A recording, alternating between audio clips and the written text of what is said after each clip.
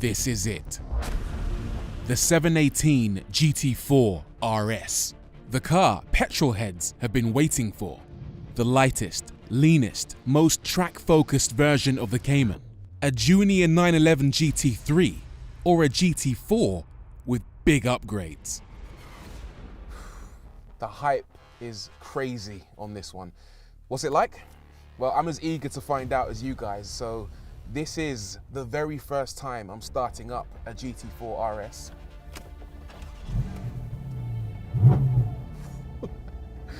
And this is my first ever lap.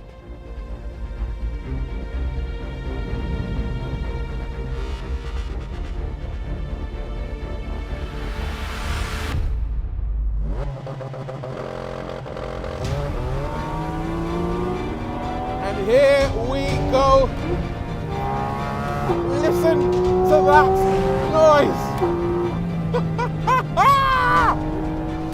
That noise is the 4-litre naturally aspirated flat 6 from this car's bigger brother, the 911 GT3. It revs to an astonishing 9,000 RPM, makes 500 PS, 450 Newton meters of torque, and that makes for eye-opening acceleration.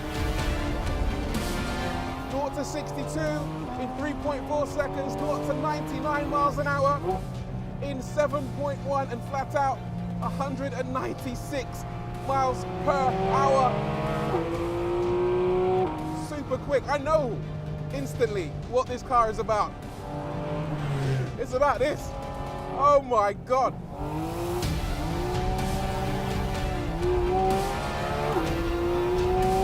Woo!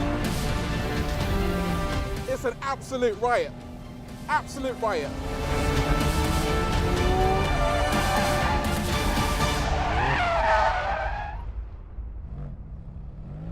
At first glance then, it looks as if Porsche has delivered. But what exactly is the GT4 RS? The starting point was the basic 718 Cayman, which over time evolved into more potent versions, including the GTS 4-litre, which upgraded the standard 2.5-litre 4-cylinder engine for a 4-litre naturally aspirated flat 6. That was followed by the even more track-focused GT4. Same engine, but more power, more downforce, more grip, and more speed. For the RS though, the ultimate incarnation of the Cayman, Porsche has pushed the boundaries even further. I think we can all agree it looks absolutely sensational, doesn't it? Really mean, but everything on this car has a specific purpose. I'll try and talk you through it all. Let's start with the front end. This front diffuser is adjustable across 4 different settings to manage the amount of front downforce, and that's adjusted using a special toggle just inside the front of the wheel arch. And then we have this little fin at the side which just helps to create a curtain of air along the side of the car.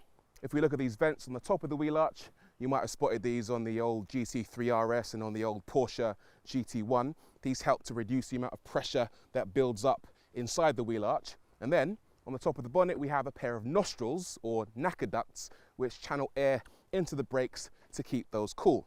And then I love this little detail here, just on the back of the wheel arch, there's a special little folded in cutout section which just helps that air to escape out of the wheel arch and along the side of the car. Speaking of which, we have these brilliant air intakes along the side. This one at the top feeds air into the engine air box, and this one at the bottom feeds air into the radiators.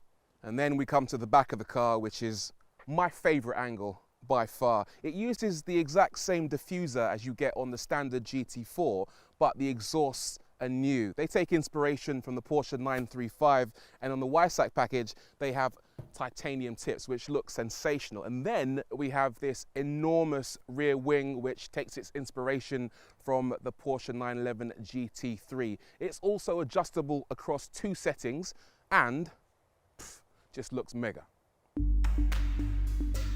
On the subject of the Weissach package, that's an £8,900 extra, which includes the front luggage compartment lid, air intakes, airbox lid, mirror caps, and rear wing, all finished in carbon fiber. You also get the Porsche logo on the rear Gorilla Glass window, optional magnesium wheels, and a few choice additions to the interior, which with its race harness, a standard seatbelt is also in place, gives you the impression you're sat in a very serious machine. The cabin is one of those places that you sit in it and you immediately think, yeah, this is a serious machine. There's quite a lot of race text, which is Porsche's word for Alcantara, so you get race text on the dashboard, on the steering wheel, which feels lovely, by the way. Race text down here on the door cards, on the center console, and on this newly designed gear shifter.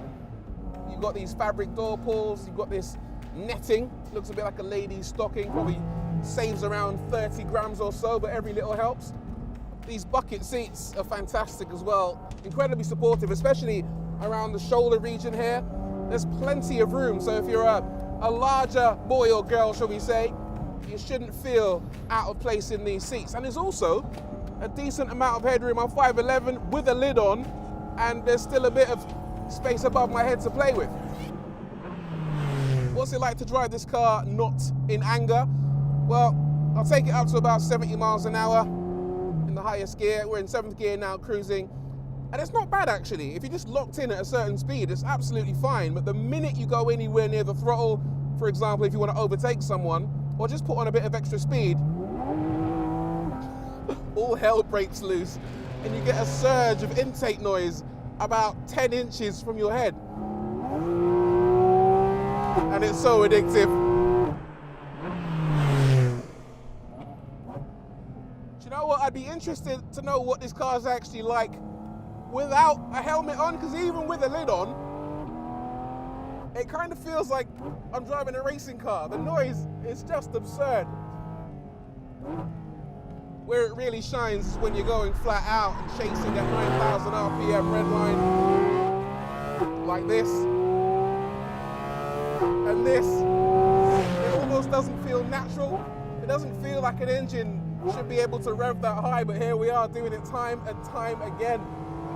You might have also noticed that the power in the GT4 RS is only 500 PS, and that's 10 PS shy of what the identical engine in the GT3 makes. And there have been a few conspiracy theories about Porsche not wanting a 718 Cayman to make as much power as a 911, but Porsche say that the only reason, oh my God, that this makes less power than the GT3 is because they need a longer exhaust to reach the rear. A longer exhaust means more back pressure, and more back pressure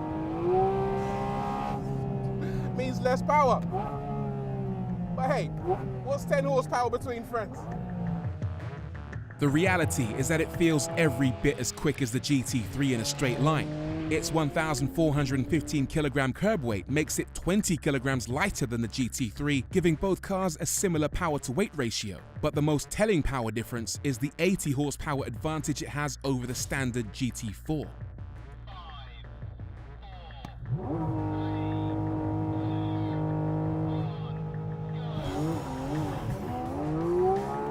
Oh! Left him for dead!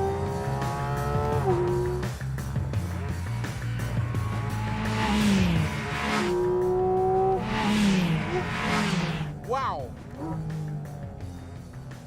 And that, boys and girls, is what 80 horsepower looks like.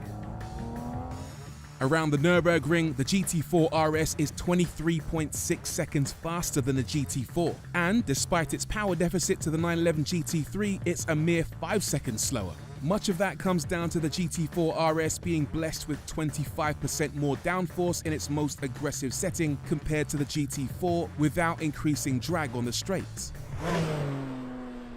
But having said that, I don't think it corners quite as well as the GT3. It's a little bit more understeer, so you do have to be a tiny bit more patient through the corners. I think that could probably be dialed out and just tailoring the car to the circuit and to the driver. And that's one of the beauties of the GT4 RS, is that it's there to be modified to your driving style and to the style required of the circuit. This gearbox is such a highlight as well. 7-speed PDK, and it is lightning fast. Watch this. Bang. Rip fast. So good. It's one of the best boxes in the business. One of my issues with the Cayman in general is that the gearing is so long, particularly second gear. The PDK in the GT4 will allow you to reach 77 miles an hour in second gear, which is just, it's too much. It means that by the time you get to the top of the rev range, you're doing illegal speed. So what's the point of having a third and a fourth and a fifth gear? But in this, they've shortened the gear ratios. So now, second gear only takes you up to 67 miles an hour. And that means you can play with the gearbox a lot more and have more opportunity just to play with that red line. Makes a big difference. The handling, predictably, is incredibly sweet thanks to that mid-engine layout. No need for rear-wheel steering here, as the car seems to pivot around your hips with every steering input. Provoking oversteer takes quite some doing due to the immense traction from the Pilot Sport Cup 2 rubber. But being a Cayman, it takes concentration, effort and skill balancing the car on the knife edge of a slide. All the more rewarding when you get it right though, especially when it's accompanied by such an incredible soundtrack. That noise, if that's the last thing I hear before I kick the bucket, I'll be a happy man. Woo! Oh my God. This is one of those cars where you feel like it shouldn't exist. Like there is nothing else on the market like this that I can think of. Oh my God. And I do feel as if we're at a place now where these kind of things won't be around for much longer. So excuse me while I savor the moment. The GT4 RS won't be limited in numbers.